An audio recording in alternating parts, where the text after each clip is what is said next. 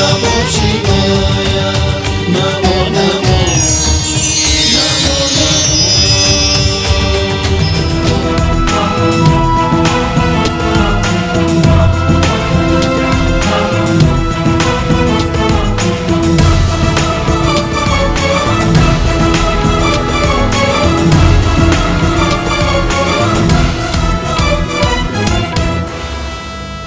प्रणाम भोले बाबा। प्रणाम माता। कल्याणमस्तु।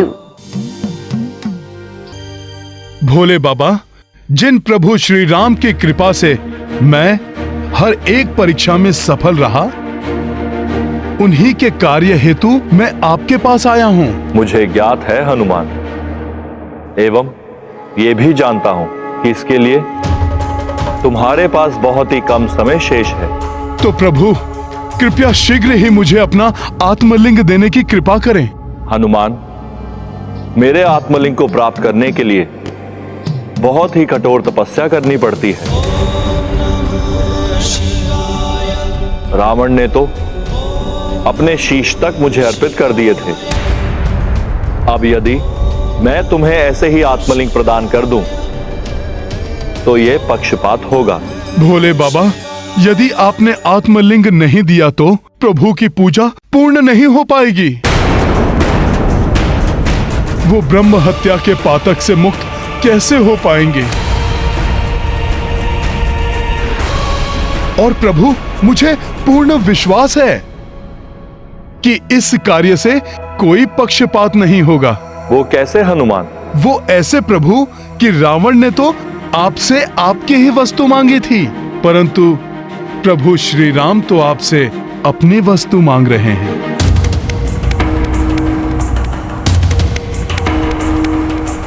तुम कहना क्या चाहते हो हनुमान? माता, भोले बाबा आठों प्रहर प्रभु श्री राम का नाम जपते हैं,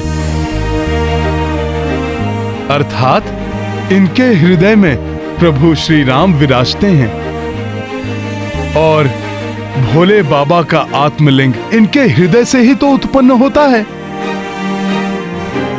इस प्रकार तो आत्मलिंग प्रभु श्री राम का ही तो हुआ माता।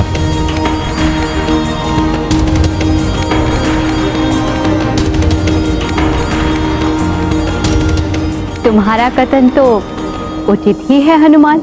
और वैसे भी प्रभु आप उनसे जुड़े हुए हैं और वो आपसे, तो आप दोनों पृथक ही कहां हैं? अतः आपका आत्मलिंग उन्हीं का तो है।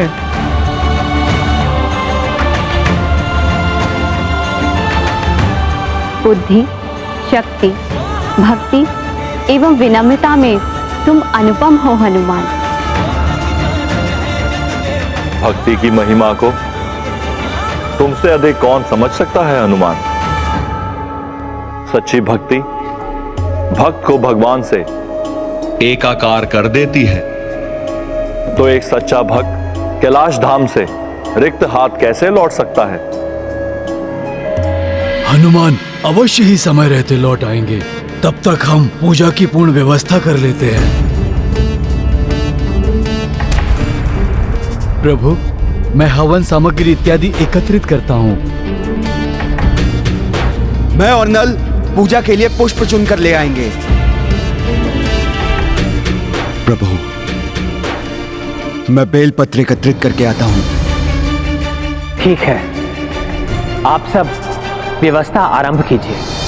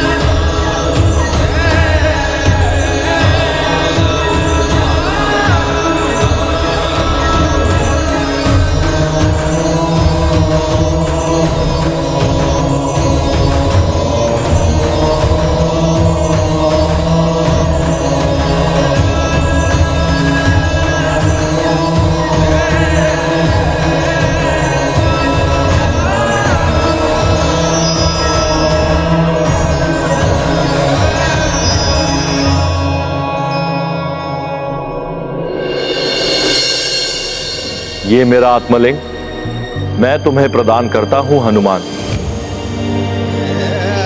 सर्व पातक हरता, सर्व सुख करता है यह आत्मलिंग। इसे तुम श्री राम के पास ले जाओ।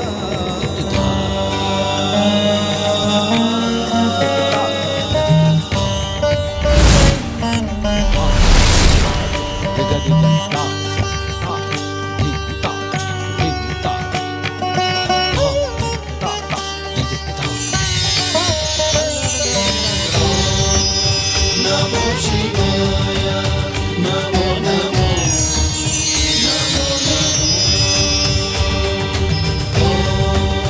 नमो शिवाय नमो नमो नमो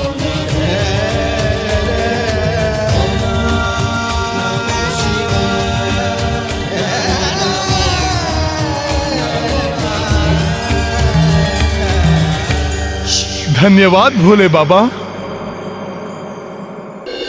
हनुमान, अब तुम्हें आत्मलिंग तो प्राप्त हो गया, किंतु पूजा के लिए सबसे आवश्यक वस्तु बेलपत्र एकत्रित अवश्य कर लेना। बेलपत्र? क्यों माता? बेलपत्र प्रभु को सबसे अधिक प्रिय है। इनके बिना की गई पूजा अपूर्ण होती है। अतः अपने भोले बाबा को शीघ्र प्रसन्न करना है तो बेलपत्र लेना ना भूलना, क्योंकि बेलपत्र की उत्पत्ति देवी लक्ष्मी के कारण इस संसार में हुई और उन्हीं के कारण बेलपत्र प्रभु शिव जी को अर्पित किए जाते हैं। माता, समय तो बहुत ही कम शेष है, किंतु हो सके तो आप ही मेरी जिज्ञासा शांत करें। बताएं क्या हुआ था, क्यों बेलपत्र का इतना महत्व है? तो सुनो हनुमान, देवी लक्ष्मी विष्णु जी को प्रिय तो है ही, किंतु फिर भी एक समय उन्होंने विष्णु देव से वरदान मांगा कि वे सदैव आपके हृदय में वास करना चाहती हैं। स्वामी, मुझे वरदान दीजिए ना कि मैं आपकी सेवा तो करती रहूं, किंतु आपके हृदय में भी मेरा ही वास सदैव रहे। प्रिय, आपको ये वरदान तो मात्र प्रभु भोलेनाथ ही दे सकते हैं। भोलेनाथ? किंतु स्वामी, मुझे तो आपके हृदय में रहना है, फिर भोलेनाथ से वरदान क्यों मांगूं? क्योंकि अनंत काल से ही मेरा हृदय उनकी भक्ति में ही लीन है। अतः मेरा हृदय जिसमें तुम भी बसती हो मुझसे अधिक भोलेनाथ का है। बस फिर देवी लक्ष्मी देवेश्वर को प्रसन्न करने के लिए कैलाश पर्वत के अंचल में स्थित एक भव्य मंदिर में आकर हवन पूजन आदि करने लगी। ओम नमः शिवाय, ओम नमः शिवाय, ओम नमः शिवाय, ओम नमः शिवाय, ओम नमः शिवाय। दिवस बीते, मास निकलने लगे, ऋतुएं परिवर्तित होती रही, किंतु देवी लक्ष्मी निर्जल निराहार हवन पूजन करती रही। निद्रा का भी त्याग कर दिया था उन्होंने। ओम नमः शिवाय, ओम नमः शिवाय, ओम नमः शिवाय, ओम नमः शिवाय, ओम नमः शिवाय, ओम नमः शिवाय। देवी लक्ष्मी का ये हवन पूजन सहस्त्रों वर्षों तक चला, किंतु देवी लक्ष्मी ना तो क्लांत हुई और ना ही पूजा से उठी।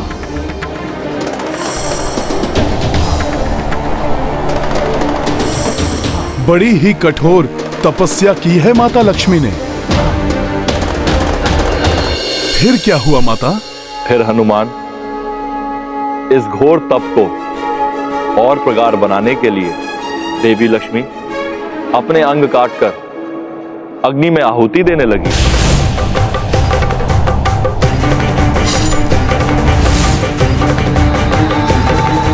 और तब उनके घोर तप एवं बलिदान के फलस्वरूप देवेश्वर ने उन्हें दर्शन दिए। देवेश्वर के दर्शन मात्र से ही देवी लक्ष्मी की काया पूर्ववत सुंदर हो गई।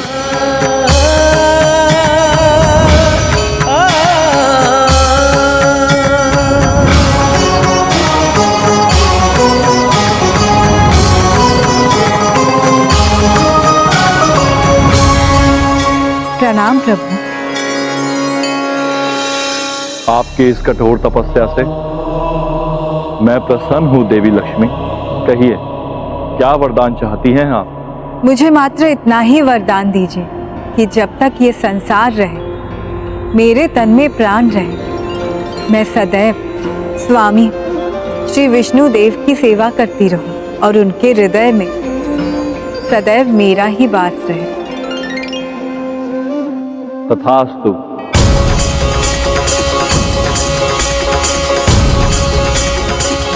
आपकी कृपा के लिए धन्यवाद प्रभु। परंतु प्रभु, मैं सहस्त्रों वर्षों तक आपकी तप करने में समर्थ रही, किंतु एक साधारण नारी कैसे इतना तप कर सकती है? कलियुग में तो मनुष्य अल्पायु होते हैं, तब वो कैसे आपकी कृपा प्राप्त कर सकेंगे? प्रभु, कुछ ऐसा विधान कीजिए कि कलियुग में भी मनुष्य आपकी कृपा सहजता से प्राप्त कर सके। देवी लक्ष्मी, आपने जो इस अग्नि में अपने पवित्र अंगों की आहुतियां दी हैं, वो व्यर्थ नहीं जाएंगी।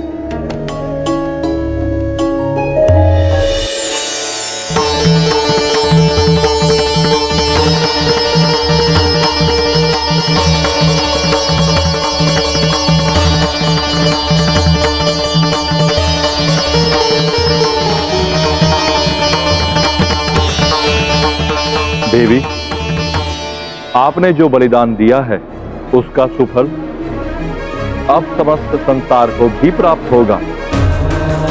आपके पवित्र अंगों की आहुतियों से उत्पन्न ये पवित्र वृक्ष बेल वृक्ष कहलाएगा। इसके बेल पत्रों को अब से जो भी शिवलिंग पर चढ़ाएगा, उसे आपके तप के समान ही पुण्य की प्राप्ति होगी। इस प्रकार तब से लेकर अब तक कोई भी शिव पूजा बिना बेलपत्र अर्पित किए पूर्ण नहीं होती। तब तो मैं लौटते समय उसी मार्ग से जाऊंगा जहां पर ये वृक्ष है।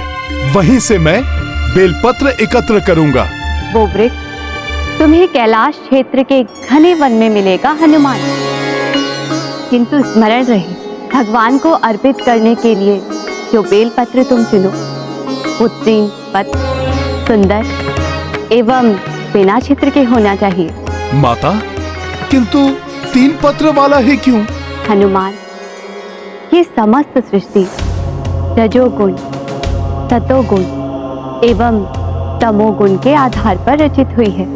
रजोगुण द्वारा ब्रह्मदेव सृष्टि रचते हैं, सतोगुण द्वारा विष्णुदेव सृष्टि का संचालन करते हैं एवं तमोगुण द्वारा महादेव सृष्टि का संहार करते हैं। बेलपत्र के ये 3 पत्र इन तीनों गुणों एवं त्रिदेव का प्रतीक माने गए हैं। किंतु ये भी स्मरण रखना कि सूर्यास्त के पश्चात बेलपत्रों को नहीं तोड़ा जाता है। अवश्य माता, मैं स्मरण रखूंगा। और ये भी स्मरण रखना हनुमान कि तुम किसी भी मार्ग से जाओ, कितनी भी बाधा आए, किंतु आत्मलिंग को धरा पर मत रखना, अन्यथा ये वहीं स्थापित हो जाएगा। मैं स्मरण रखूंगा प्रभु। अब आपका ये पूज्य आत्मलिंग प्रभु श्री राम के नेत्रों के समक्ष ही स्थापित होगा। प्रभु, मुझे आज्ञा दीजिए। प्रणाम प्रभु। प्रणाम माता।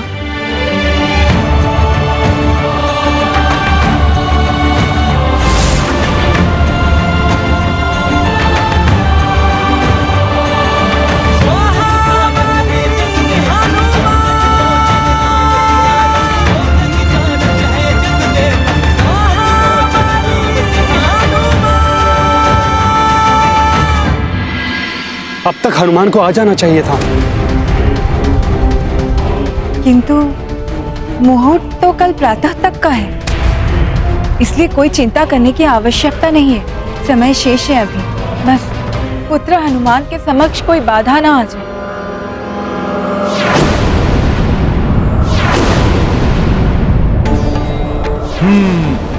वो रहा बेल वृक्ष। 3 पत्र वाला बेल पत्र, ये रहा।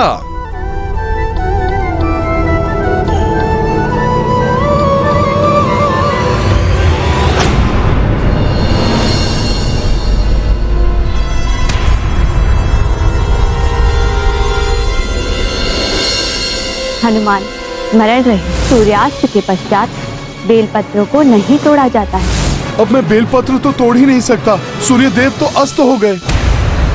मैंने माता पार्वती के तप से उत्पन्न इसी वृक्ष से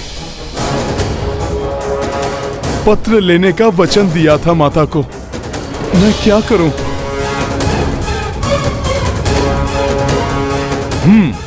प्रातः तक मैं यहीं रुकता हूं। सूर्य देव की प्रथम किरण पड़ते ही मैं बेलपत्र एकत्रित करके शीघ्र अतिशीघ्र प्रभु के पास पहुंच जाऊंगा। कठिन तो है, किंतु मैं संभव कर लूंगा। भोले बाबा के आत्मलिंग को मैं धरा पर भी तो नहीं रख सकता।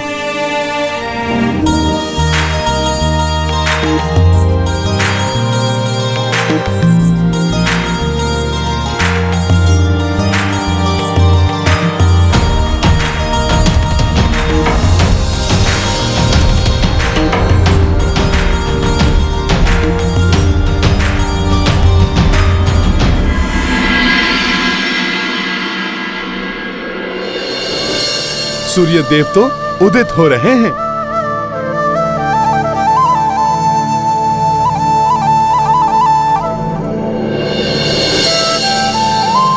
अब इनकी प्रथम किरण पड़ते ही मैं बेलपत्र एकत्रित कर लूंगा।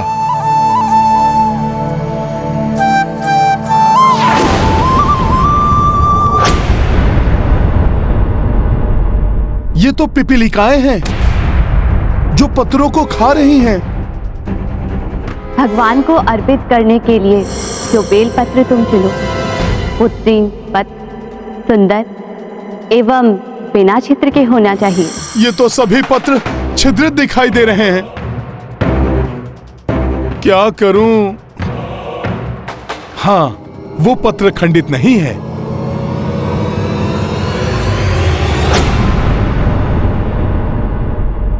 पिपलिकाएं तो इन पत्रों पर भी आ रही हैं। सूर्य देव भी ऊपर चढ़ आए हैं। अब तो बहुत ही कम समय शेष है। पत्र भी लेना है, किंतु उसके पूर्व कुछ भी करके इन पिपीलिकाओं को बिना क्षति पहुंचाए यहां से हटाना होगा। प्रभु, हमने बहुत ढूंढा, हमें बेलपत्र कहीं भी प्राप्त नहीं हुआ। प्रभु, नल और नील को दूसरी दिशा में भेजा है बेलपत्र लाने के लिए। कदाचित वो समय रहते बेलपत्र ले आए। ना तो बेलपत्र मिल रहे हैं और ना ही हनुमान अभी तक आत्मलिंग लेकर लौट पाए हैं। मुहूर्त भी निकला जा रहा है, अब अधिक समय शेष भी नहीं है।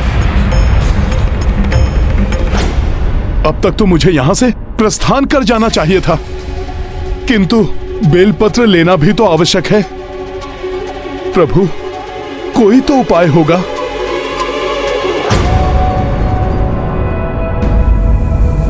ये मधु,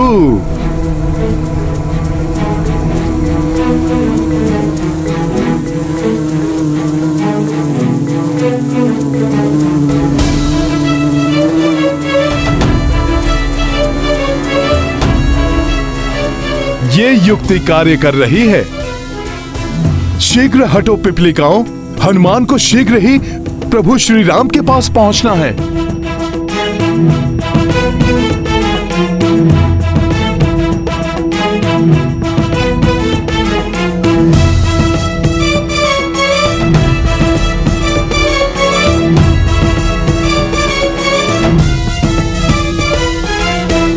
सूर्योदय तो कब का हो चुका है, किंतु हनुमान के आने का कोई संकेत दिखाई नहीं दे रहा। पूजा की सारी व्यवस्था तो पूर्ण हो चुकी है, बस बेलपत्र नहीं मिल पाए अभी तक। हनुमान को विलंब हुआ तो मुहूर्त निकल जाएगा। कैसे पूजा होगी और कैसे हम अयोध्या जाएंगे भैया? मेरे विचार से हमें हनुमान की प्रतीक्षा करने के स्थान पर किसी और विकल्प के विषय में सोचना चाहिए। स्वामी, क्यों ना मुहूर्त निकलने से पूर्व पार्थिव शिवलिंग का निर्माण करके पूजा प्रारंभ कर दे। भगवान तो कण कण में है और भगवान तो अपने भक्त की भक्ति एवं श्रद्धा को ही देखते हैं। हो सकता है नल एवं नील भी तब तक बेलपत्र लेकर लौट आए।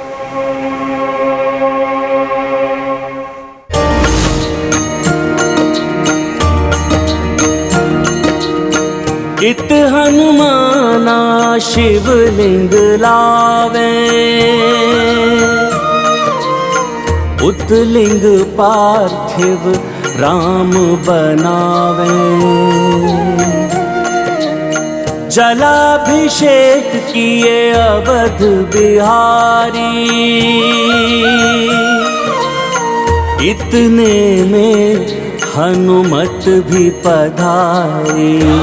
सिया राम जय हनुमान। कपि स्तब्ध जे सोची अचंभित, प्रभु राखी विश्वास न किंचित। पवन तनय मन में अकुलाए, लोचन में अश्रु भर आए। सिया राम जय हनुमान। मेरी प्रतीक्षा क्यों नहीं की प्रभु ने? क्या उन्हें मुझ पर विश्वास नहीं रहा? कैसा दुर्भाग्य है ये। हनुमान आ गए।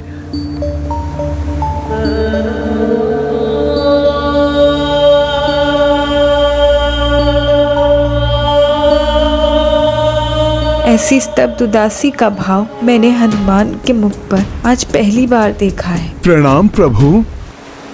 प्रणाम माता। क्या इतना विलंब हो गया आपके हनुमान को प्रभु कि आप स्वयं पार्थिव शिवलिंग बनाकर पूजा आरंभ कर दिए? आपका हनुमान आपके इस कार्य में पूर्णतः असफल हो गया।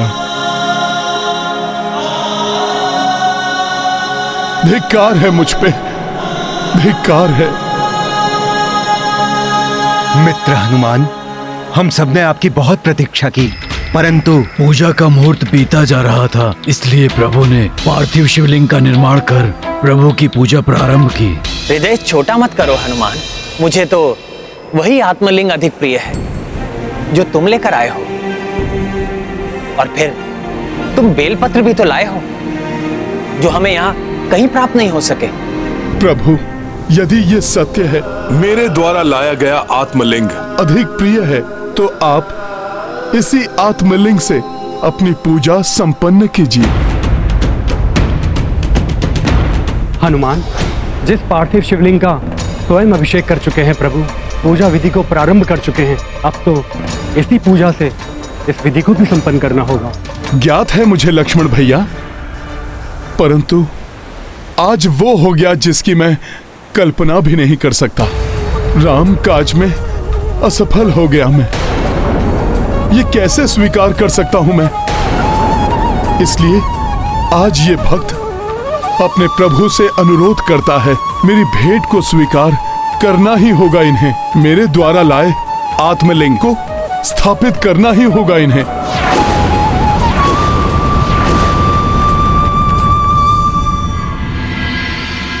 और प्रभु, यदि आप मेरे इस अनुरोध का मान नहीं रखना चाहते, तो मेरे द्वारा लाए गए इस आत्मलिंग का भी यहाँ कोई महत्व नहीं। तब तो यही उत्तम रहेगा कि मैं अभी जाकर प्रभु महादेव को उनका आत्मलिंग लौटा दूं।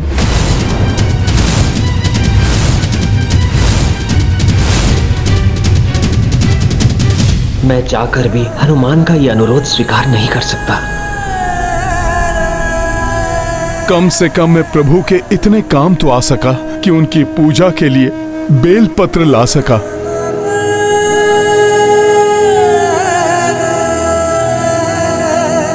ये लीजिए प्रभु,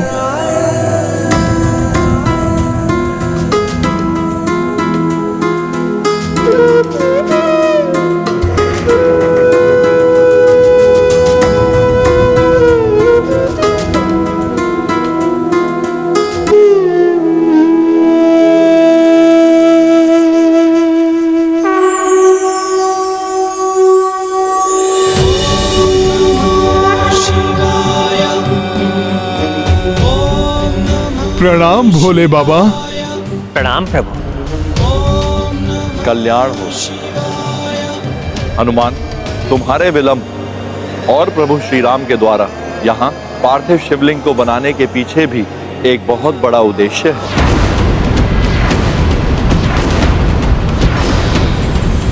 प्रभु, भक्त की विफलता के पीछे भला क्या उद्देश्य हो सकता है?